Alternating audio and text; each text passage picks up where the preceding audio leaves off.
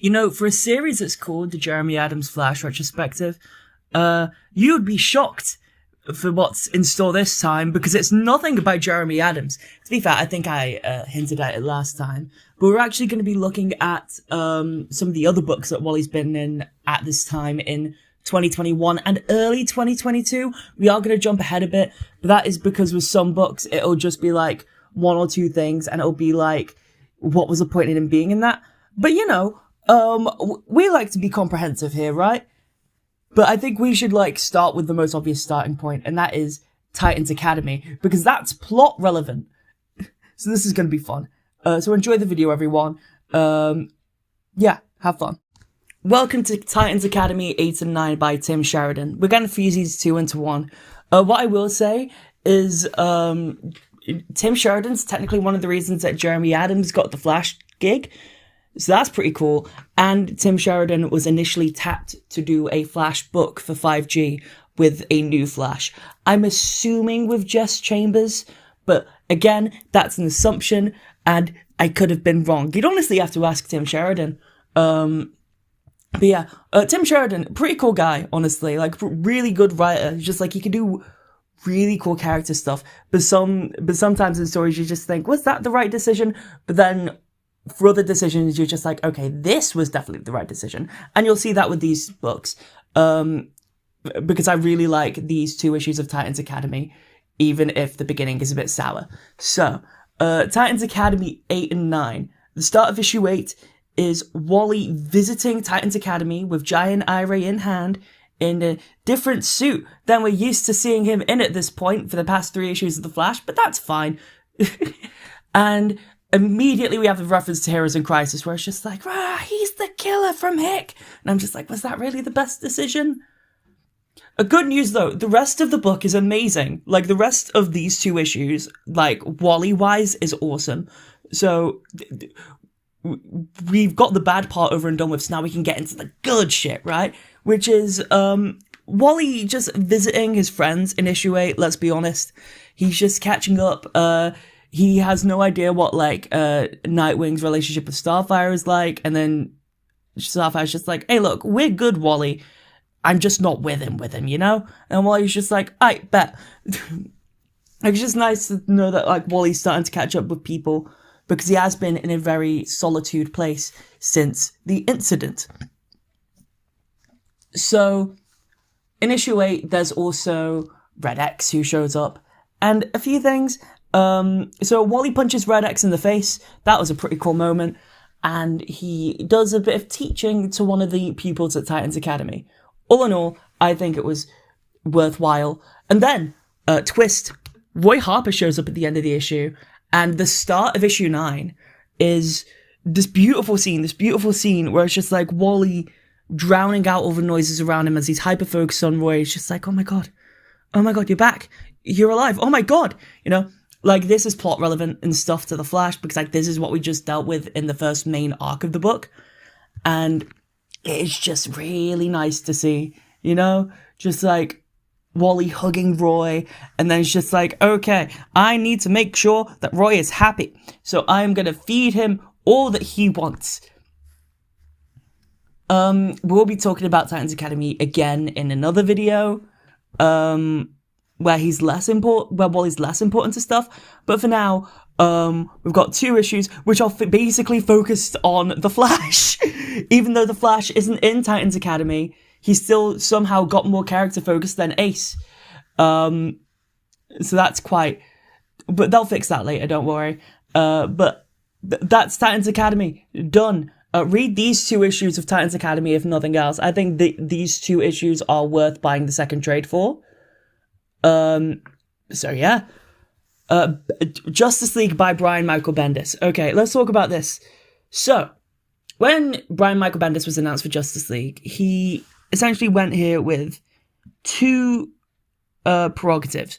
1, promote Black Adam, because Black Adam was getting a film in 2022 that DC had a lot of faith in succeeding. So much so that Black Adam got a solo in the year that the film came out. But DC really wanted to convince comic readers that Black Adam is a cool character, because not that many people read Captain Marvel Shazam books in the first place, and I doubt that audience translates into the image that they were going for with Black Adam. So they had to build that up with Brent Bendis on Justice League and the Black Adam book that was happening in 2022. Barry was also in Bendis' Justice League. Actually, there's also... So Bendis created a lot of characters. I think one of them was called Naomi. And she gets a lot of focus in this series as well. Barry is the Flash at the start of this run for like 10 issues, and then it's Wally for 4 of them. Barry does essentially nothing. Like, he's the character with the least page time in this book, which makes sense. And the one with the second least page time is Wally. It's just how it turns out, you know. But 2 things that I can say are relevant to this. Also, Hal returns to the Justice League, even though things that happen in Green Lantern are very confusing compared to this. So I'm pretty sure I'm questioning these 4 issues as canonicity, but it's fine. We'll just say it is, you know? But 2 important things. 1, Wally has Black Adam's phone number somehow. He's never met Black Adam before rejoining the JLA. So, I don't know. Maybe he got it from Billy. In which case, why does Wally have Black Adam's phone number and not Captain Marvel? Also, Wally stole Barry's lab coat at the end of Bendis' Justice League. I'm gonna say it's because Barry stole Wally's backpack at the beginning of Infinite Frontier. So it's mutual thievery, you know? Yeah, that's all I got for Justice League. Read it if you want. Alright, Green Lantern by Jeffrey Thorne. We are really speedrunning this, by the way. Wally's just present for the big fight at the end. I just remember it because it's like a big core part of my memory of like the Flash being in there for a bunch of panels, and it was like the only part that I paid attention to. Which kind of, yeah, just like, ooh, the Flash, pretty colours on the page. Like, that's all it was to me, which is a shame, but you know. This was also like the end of the book. So, yeah. We also get Wally meeting Joe Mullen, Far Sector, for the first time. I really like that they included this meeting of the Flash and the newest Green Lantern. We also get Hal in this final fight. All in all, pretty cool stuff. But I definitely prefer Jeremy's Green Lantern run and Hal in the GLC by Robert Venditti, and I'll leave it at that. Finally, Superman, Son of Kal-El. So, Wally's a guest character in this series, in all honesty, and it starts with Mara and Para Kent's house blowing up, and then the Justice League basically being called to deal with it. This is the Bendis Justice League for the last 4 issues. The problem is that we don't know this yet, because this came out before that arc of Bendis' Justice League. So we're just sat here with the Son of Kal-El, with Superman, Son of Kal-El, and suddenly Wally's on the Justice League, and so is Hal Jordan. And I'm just like, Hal Jordan, aren't you dealing with random stuff in space right now? And I'm also thinking, why couldn't Hal Jordan be used in the Flash book for specifically, like, not generally, but like specifically that scene with the glaive? But it turns out it's because all of this takes place after Bendis' Justice League run. So, yeah. So, in Superman and Kal-El, there's a distress call. All in all, everything ends up okay, because I think Jay, John Kent's boyfriend Jay, ends up saving... I say boyfriend, they're not boyfriends yet. John Kent's boyfriend Jay ends up saving everyone. So that's pretty cool. At the end of this exchange, Wally's just like, hey, yo, Johnny, right? I don't mind mentoring you. I know what you're going through. If you need to talk to me about any of the things that come up with being a legacy hero, call me. And this is the point where I say, this ended up going nowhere, other than Wally being a semi-recurring character sometimes to do plot stuff, which is fine, but I'm also like, we really missed out on the opportunity to Wally mentoring the young Superman, and Dick Grayson mentoring the young Superman, although we did get a bit of it with Nightwing, but we didn't really get it with Wally, even though that was set up here, so I'm just kind of annoyed at that. Yeah.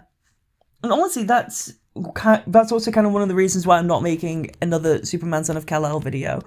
Honestly, it is to do with John Kent Adventures as Superman as well, where it's just like, the ending of that book, I am exhausted with it, and I really don't want to devote any more time to Superman Son of Kal-El, because some of it is tainted by that. And also, I feel like I just end up repeating myself ad nauseum, where it's just like, this is an okay decision, I can defend this, maybe not this, you know?